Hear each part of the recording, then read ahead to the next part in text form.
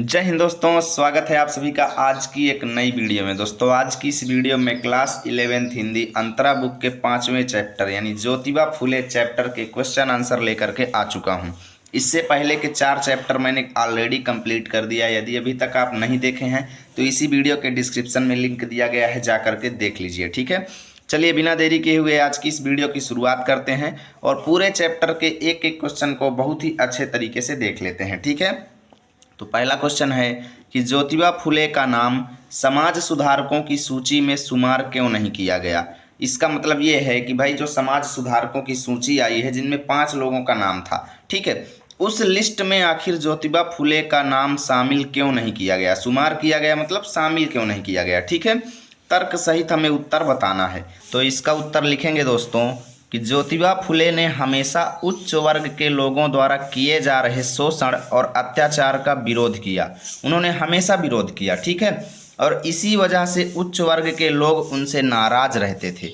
इसीलिए उन्होंने 5 समाज सुधारकों की सूची में ज्योतिबा फुले का नाम शामिल ही नहीं किया। ठीक है, क्योंकि ब्राह्मण वर्ग के लोगों ने ही समाज सुधारकों की सूची को बनाया था और इसी वजह से उन्होंने उनका नाम शामिल नहीं किया।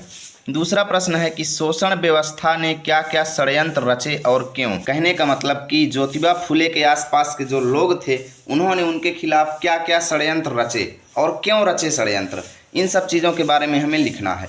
तो हम लिखेंगे कि शोषण व्यवस्था ने उनके खिलाफ बहुत सारे षड्यंत्र रचे।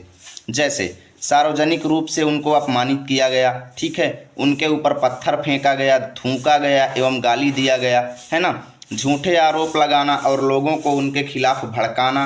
यानी क्योंकि भाई जब वो समाज सुधार का काम करते थे तो उससे ब्राह्मणों का बहुत ज़्यादा नुकसान होता था, ठीक है, और वो लोग उनके मार्ग में बाधा बनते थे, अनेक प्रकार के रुकावट पैदा करते थे कि वो समाज सुधार का काम जो है उसको बंद कर दें, है ना। यानी झूठे आरोप लगाते थे और लोगों को उनके खिलाफ हमेशा भड़काते रहते थे। और वो ऐसा क्यों करते थे, तो हम लिखेंगे कि उच्च वर्ग के लोगों ने ये षड्यंत्र इसलिए रचे ताकि उनके सामाजिक सुधार के कार्यों को कमज़ोर किया जा सके। भाई क्योंकि उच्च वर्ग के लोग नहीं चाहते थे कि निम्न वर्ग के लोग भी पढ़ें लिखें और शिक्षित हों, ठीक है ना, और इसीलिए वो लोग इनके मार्ग में बाधा बनते थे। चलिए अब देखते हैं तीसरा प्रश्न। तीसरा प्रश्न है कि ज्योतिबा फुले द्वारा प्रतिपादित आदर्श परिवार क्या आपके विचारों के आदर्श परिवार से मेल खाता है। पक्ष विपक्ष में अपने उत्तर दीजिए। यानी ज्योतिबा फुले ने एक आदर्श परिवार की जो परिभाषा बताई है, क्या आपके हिसाब से भी आदर्श परिवार वही होना चाहिए। पक्ष विपक्ष में अपने उत्तर दीजिए, मतलब एक बार ज्योतिबा फुले के पक्ष में आप बोलिए और एक बार आप उनके विपक्ष में बोलिए, ठीक है ना। तो हम पक्ष में लिखेंगे कि ज्योतिबा फुले ने कहा कि अगर हर धर्म के लोग एक ही परिवार में मिलजुल करके रहेंगे, अगर हर धर्म के लोग एक ही परिवार में मिलजुल करके रहेंगे तो यह परिवार एक आदर्श परिवार होगा। अब देखिए जो लोग चैप्टर पढ़े होंगे उनको ये क्वेश्चन समझ में आएगा, नहीं तो डाउट रह जाएगा, ठीक है ना। उन्होंने ये कहा था कि जिस परिवार में पिता बौद्ध धर्म का हो, ठीक है, और माता जो है वो दूसरे यानी किसी और धर्म की हो, ईसाई धर्म की हो, बेटी जो है मुस्लिम धर्म की हो और पुत्र जो है वो सत्य धर्मी हो, तो वो परिवार एक आदर्श परिवार होता है। ज्योतिबा फुले ने ऐसा कहा। तो इसका मतलब ये है कि अगर हर धर्म के लोग एक ही परिवार में मिलजुल करके रहेंगे तो यह परिवार एक आदर्श परिवार होगा। तो मैं लिखूंगा कि मैं इससे सहमत हूँ, क्योंकि इससे आपसी भाईचारा बढ़ेगा। भाई सब धर्म के लोग आपस में रहेंगे तो भाईचारा निश्चित है बढ़ेगा और सभी भेदभाव खत्म हो जाएंगे। ये हम उनके पक्ष में लिखेंगे। उसके बाद विपक्ष में लिखेंगे यदि सभी धर्म के लोग एक ही परिवार में रहेंगे तो उनके खान पान, रीति रिवाज एवं आस्थाएं इत्यादि मेल नहीं खाएंगी, क्योंकि भाई हिंदू धर्म के लोगों में कुछ अलग है, बौद्ध धर्म में कुछ अलग है, ठीक है, मुस्लिम धर्म में कुछ अलग है। यानी भाई खान पान, रीति रिवाज, त्यौहार, आस्थाएं, विश्वास सब कुछ अलग है और इसलिए मेल नहीं खाएगा, जिससे परिवार में अशांति फैल जाएगी। अर्थात मेरे अनुसार ऐसा परिवार आदर्श परिवार नहीं होगा। इतना हम लोग लिखेंगे, ठीक है। इस क्वेश्चन का आंसर आप लोग स्क्रीनशॉट ले लीजिए। चौथा प्रश्न है कि स्त्री समानता को प्रतिष्ठित करने के लिए ज्योतिबा फुले के अनुसार क्या क्या होना चाहिए। यानी कि स्त्री को पुरुषों के समान बनाने के लिए हमें क्या क्या कार्य करने चाहिए। तो लिखेंगे कि ज्योतिबा फुले के अनुसार स्त्री समानता को प्रतिष्ठित करने के लिए महिलाओं को पुरुषों के समान अधिकार और स्वतंत्रता मिलनी चाहिए, शिक्षा का समान अवसर मिलना चाहिए और उन्हें अपने अधिकारों के प्रति जागरूक किया जाना चाहिए। इतना आप लोग लिखेंगे। चलिए भाई पांचवा क्वेश्चन देखते हैं। पांचवा क्वेश्चन है कि सावित्री बाई के जीवन में क्रांतिकारी परिवर्तन किस प्रकार आए। क्रमबद्ध रूप से लिखिए, ठीक है ना। तो लिखेंगे कि सावित्रीबाई के जीवन में क्रांतिकारी परिवर्तन ज्योतिबा फुले के साथ विवाह होने के बाद आए, क्योंकि विवाह होने के पहले वो अनपढ़ भी थी, शिक्षित नहीं थी, ठीक है ना। जैसे ही उनकी शादी हुई तो उनके पति ने उन्हें मराठी एवं अंग्रेजी का अध्ययन करवाया। उन दोनों ने मिल करके पुणे में पहला महिला विद्यालय खोला, ठीक है। और इसके बाद उन्होंने शूद्र जाति के लोगों के लिए निडर होकर के काम करना शुरू किया। तो इस तरीके से उनके जीवन में क्रांतिकारी परिवर्तन आए, इतना आप लोग लिखेंगे। छठवां क्वेश्चन है कि ज्योतिबा फुले और सावित्रीबाई के जीवन से प्रेरित होकर आप समाज में क्या परिवर्तन करना चाहेंगे। तो हम लिखेंगे कि ज्योतिबा फुले और सावित्रीबाई के जीवन से प्रेरित होकर मैं स्त्री पुरुष समानता पर जोर दूंगा, ठीक है। साथ ही साथ बेटा बेटियों दोनों को पढ़ाने का अधिकार दूंगा। साथ ही मैं समाज में स्त्रियों की दशा को सुधारने के लिए काम करूंगा। इतना हम सब लोग लिखेंगे, ठीक है। टेक ए स्क्रीनशॉट और लाइक शेयर भी करते जाना भाई, बहुत ज़्यादा मेहनत लगती है इतना सरल उत्तर आप सभी के लिए बनाने में, ठीक है। सातवां क्वेश्चन है कि उनका दाम्पत्य जीवन मतलब वैवाहिक जीवन, यानी ज्योतिबा फुले का वैवाहिक जीवन जो था वो किस प्रकार आधुनिक दंपतियों को प्रेरणा प्रदान करता है। आधुनिक दंपतियों मतलब इस समय जिन लोगों की शादी हो रही है उन लोगों को क्या प्रेरणा प्रदान करता है उनका दाम्पत्य जीवन, ठीक है ना।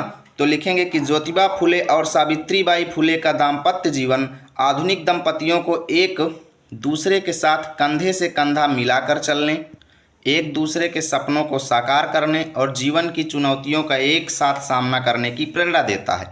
यानी ये हमें सिखाता है कि इस समय का जो आप सभी लोग, अगर आप सभी की भी शादी हो तो ऐसा ही करना है, ठीक है ना। साथ मिल करके रहना है भाई, और एक कोई भी समस्या आती है तो उसको क्या करें, एक साथ मिल करके निपटें उससे, ठीक है ना। लड़ाई झगड़ा नहीं करना है। आठवां क्वेश्चन है कि फुले दंपति ने स्त्री समस्या के लिए जो कदम उठाया था क्या उसी का अगला चरण बेटी बचाओ बेटी पढ़ाओ कार्यक्रम है, आप सभी को बताना है। यानी ज्योतिबा फुले और उनकी पत्नी ने जो काम किया है स्त्री समस्या को हल करने के लिए, क्या उसी का अगला पार्ट है बेटी बचाओ बेटी पढ़ाओ कार्यक्रम। तो हम लोग लिखेंगे कि फुले दंपति ने महिलाओं की शिक्षा और समानता के लिए संघर्ष किया, ठीक है। अतः हम कह सकते हैं कि बेटी बचाओ बेटी पढ़ाओ कार्यक्रम भी इसी दिशा में एक कदम है, क्योंकि भाई यह एक ऐसा कार्यक्रम है जिसका उद्देश्य लड़कियों को बचाना और शिक्षित करना है, ठीक है ना। अतः हम कह सकते हैं कि ये निश्चित है उसका एक अगला कदम ये है, ठीक है। 9वां क्वेश्चन है कि निम्नलिखित पंक्तियों का आशय स्पष्ट कीजिए। हमें आशय स्पष्ट करना है। का नंबर क्वेश्चन है कि सच का सवेरा होते ही वेद डूब गए, विद्या शूद्रों के घर चली गई, भूदेव शर्मा गए। इसका मतलब क्या है, देखिए। सच का सवेरा होते ही मतलब जैसे ही लोगों को सच्चाई पता चली, जैसे ही लोगों को उनके अधिकार पता चले कि हाँ हमें भी शिक्षा का समान अधिकार है, हम भी स्वतंत्रता के अधिकार में हैं, यानी हमको भी बराबर ज़िंदगी जीने का अधिकार है। तो जैसे ही लोगों को ये अधिकार पता चला तो उन्होंने भी पढ़ाई लिखाई करना शुरू कर दिया और निम्न वर्ग के लोग भी पढ़ना शुरू कर दिए, जिससे वेदों के ज्ञानी लोग क्या हो गए, डूब गए। अर्थात वेदों के ज्ञानी लोगों का अस्तित्व डाउन होने लगा, यानी जो उच्च वर्ग के लोग थे जो अपने को महान समझते थे वो नीचे होने लगे, ठीक है। और विद्या शूद्रों के घर चली गई, अर्थात निम्न वर्ग के लोगों के घर में भी शिक्षा जाने लगी, ठीक है। और भूदेव यानी ब्राह्मण वर्ग के लोग जो थे वो भी शर्माने लगे, यानी शर्मिंदगी महसूस करने लगे। तो लिखेंगे इस पंक्ति का आशय है कि जब लोगों को अपने अधिकारों का पता चला तो ब्राह्मणवादी व्यवस्था कमज़ोर हो गई। ब्राह्मणवादी व्यवस्था क्या थी, ब्राह्मणवादी व्यवस्था मतलब ब्राह्मण अपने आप को ऊंचा समझते थे और कहते थे कि शिक्षा केवल ब्राह्मण ही ग्रहण कर सकता है, दूसरा वर्ग नहीं ग्रहण कर सकता, ठीक है ना। तो ये व्यवस्था कमज़ोर हो गई।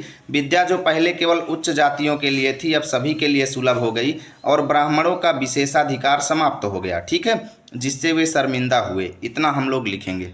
चलिए अब देखते हैं यहाँ पे खा नंबर हमें आशय स्पष्ट करना है कि इस शोषण व्यवस्था के खिलाफ दलितों के अलावा स्त्रियों को भी आंदोलन करना चाहिए। तो इसका जनरल सा मतलब है कि केवल पुरुष ही अकेले लड़ाई नहीं लड़ेगा, स्त्रियां भी बढ़ें, आगे चलें और इस शोषण व्यवस्था का डट करके सामना करें, ठीक है ना। तो हम लिखेंगे कि इस पंक्ति का आशय है कि पुरुषों के अतिरिक्त स्त्रियों को भी अब शोषण व्यवस्था के खिलाफ आवाज़ उठाना चाहिए और इसे जड़ से खत्म कर देना चाहिए, ठीक है। इतना हम लोग लिखेंगे। 10वां क्वेश्चन है कि निम्न, ये देखिए ये नया क्वेश्चन अभी आपके सिलेबस में ऐड हुआ है इस बार के सिलेबस में, ठीक है ना। तो इसको ध्यान से देख लीजिए। निम्नलिखित गद्यांशों की संदर्भ सहित व्याख्या कीजिए। हमें संदर्भ सहित व्याख्या करना है, तो आपके बुक में यहाँ से दिया है कि स्वतंत्रता का अनुभव से लेकर के हर स्त्री की थी दे करके डैश डैश कर दिया है। मैंने पूरा गद्यांश लिख लिया ताकि आप सभी को अच्छे से समझाने में मदद मिले, ठीक है ना। तो स्वतंत्रता का अनुभव हम स्त्रियों को है ही नहीं। तो देखिए, ज्योतिबा फुले ने जो पहले से बने हुए मंगलाष्टक नियम थे, मंगलाष्टक मंत्र क्या होते हैं? ऐसे मंत्र जो विवाह के समय बोले जाते हैं।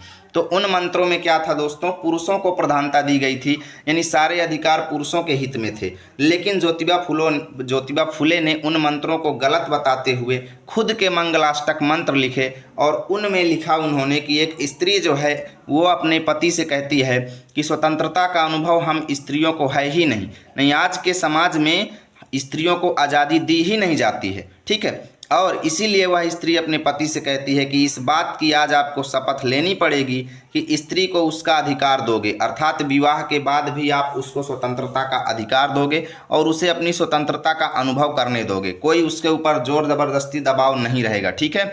उसकी जो इच्छा होगी वह स्वतंत्रता पूर्वक कर पाएगी, ठीक है। इसीलिए वह अपने पति से शपथ लेती है। और लेखिका कहती है कि यह आकांक्षा सिर्फ वधू की ही नहीं, गुलामी से मुक्ति चाहने वाली हर स्त्री की थी, अर्थात हर स्त्री को ये इच्छा रखनी चाहिए और अपने पति से खुद के लिए आज़ादी स्वतंत्रता मांगनी चाहिए, ठीक है ना।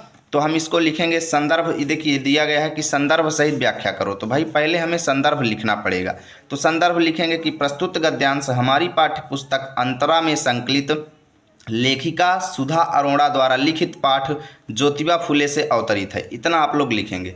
व्याख्या में लिखेंगे कि ज्योतिबा फुले ने विवाह संस्कार के लिए नए मंगलाष्टक रचे, ठीक है, जिनमें पत्नी अपने पति से शपथ दिलवाती है कि वह उसे विवाह के बाद उसके सभी अधिकार और स्वतंत्रता देगा, ठीक है, क्योंकि समाज में स्त्रियों को बराबरी नहीं मिलती है। लेखिका का मानना है कि ऐसी शपथ केवल एक स्त्री को नहीं, ठीक है, केवल एक स्त्री को नहीं बल्कि हर स्त्री को अपने होने वाले पति से लेनी चाहिए, ताकि वैवाहिक जीवन में समानता और सम्मान बना रहे, इतना आप लोग लिखेंगे। ख नंबर गद्यांश है कि मुझे महात्मा कहकर मेरे संघर्ष को पूर्ण विराम मत दीजिए। ये बात बोले थे ज्योतिबा फुले जब उनको महात्मा की उपाधि दी जा रही थी। तो महात्मा की जब उनको उपाधि दी जा रही थी तब उन्होंने उसको अस्वीकार कर दिया, और अस्वीकार करते हुए कहते हैं कि आप लोग मुझे महात्मा की उपाधि दे करके मेरे संघर्ष को पूर्ण विराम मत कीजिए, अर्थात मेरे मेहनत करने के तरीके से मुझको बाहर मत हटाइए। क्योंकि जब आप मुझे क्या करेंगे, महात्मा की उपाधि दे देंगे, तो उस उपाधि के साथ साथ मुझे उस उपाधि की वैल्यू भी करनी पड़ेगी, ठीक है ना। क्योंकि जब व्यक्ति मठाधीश बन जाता है, मठाधीश मतलब महंत वगैरह मंदिर में रहने वाले, ठीक है, जब व्यक्ति मठाधीश बन जाता है तब वह संघर्ष नहीं कर सकता है। इसलिए आप सब साधारण जन ही रहने दीजिए। इसलिए ज्योतिबा जी कहते हैं कि मुझको केवल आम आदमी रहने दो, मुझे अपने बीच से अलग मत करो, मुझे महात्मा की उपाधि नहीं चाहिए। तो संदर्भ पूर्वक का मतलब कि जो ये वाला संदर्भ है सेम इसी को आप लोगों को यहाँ भी लिख लेना है, ठीक है, बार बार मैं नहीं लिखा हूँ।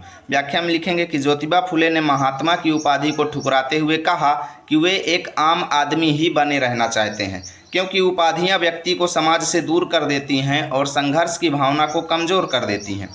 वे चाहते थे कि उनकी पहचान एक साधारण लेकिन संघर्षशील इंसान के रूप में बनी रहे, इसीलिए उन्होंने महात्मा की उपाधि को नकार दिया, ठीक है। यहाँ से मैंने पूरे चैप्टर के पूरे क्वेश्चंस का आंसर आप सभी को बता दिया। यदि वीडियो अच्छा लगा है तो लाइक कीजिए, दोस्तों के पास शेयर कीजिए। मिलेंगे आप सभी के साथ अगली वीडियो में, तब तक के लिए जय हिंद जय भारत।